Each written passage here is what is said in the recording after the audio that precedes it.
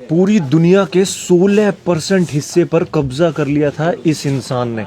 इंसानों की हिस्ट्री में किसी ने भी दुनिया के इतने बड़े हिस्से पर कभी राज नहीं किया जितना बड़ा राज इस इंसान ने किया था।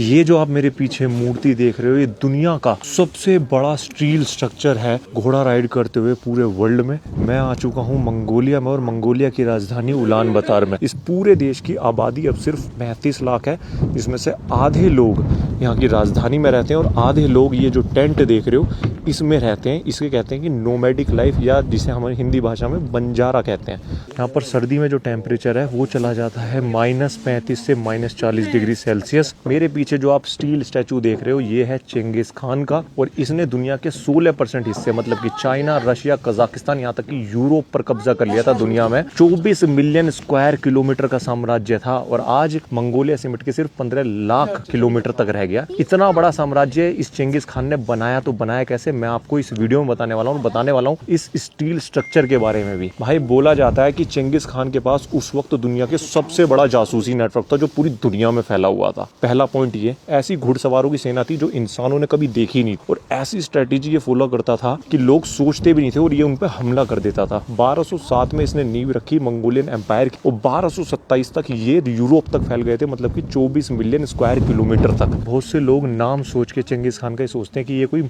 मुगल एम्परर रहा होगा, तो ये गलत है। चेंगिस का मतलब है द यूनिवर्सल लीडर, जिसने पूरी दुनिया पर राज किया। और खान का मतलब क्या होता है, यहाँ पर पहले होते थे ट्राइब्स, तो जो ट्राइब्स का जो सरदार होता है उसको बोलते थे खान। तो चेंगिस खान जो फॉलो करता था वो करता था टेंगरिज्म। एक रिलीजन होता था टेंगरिज्म, उसमें आसमान को बाप मानते थे और जमीन को मानते थे माँ। तो टेंगरिज्म रिलीजन फॉलो करता था। चेंगिस खान के जो 4 बेटे थे उन्होंने भी इनके एम्पायर को बढ़ाया, बट इनके जो पोते हुए उनके बीच आपस में लड़ाई होगी कि कौन राजा बनेगा, कौन चेंगिस खान की जगह लेगा। बट ये एक ऐसा लीडर भी था जिसने पूरी दुनिया में पहली बार सारे रिलीजनों को अलाउ किया, इस्लाम हो, क्रिश्चियनिटी हो, हिंदुइज्म हो, बुद्धिज्म को। इसने बोला कि आपका कोई भी रिलीजन हो, आप मेरे जो साम्राज्य उसके अंदर उसको प्रैक्टिस कर सकते हो, उसको फॉलो कर सकते हो। अब ये स्टैचू बनाने का क्या मतलब है मैं आपको बता देता हूँ। यहाँ पर कहते हैं कि चेंगिस खान पहले घुड़सवारी करने आता था, शिकार करने आता था। उस टाइम पे इसकी एक सोने की छड़ी होती थी जो यहाँ पर गिर गई, बट वो उस टाइम तो नहीं मिल पाई। बट अभी 50-60 साल पहले जब सोवियत वाले यहाँ पर खुदाई कर रहे थे, तब जाकर ये जो सोने की छड़ी है यहाँ पर मिली।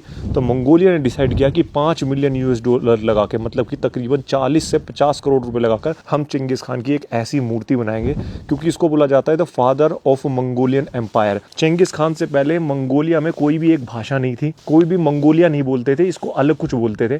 तो चेंगिस खान ने इस एरिया के लोगों को एक किया था और उन्हें मंगोलियन बोला और एक ही भाषा मंगोलिया इंप्लीमेंट की। तो इसलिए बोलते हैं मंगोलियन एम्पायर का जो राजा है, जो जिसने मंगोलियन एम्पायर बनाया, वो चेंगिस खान है।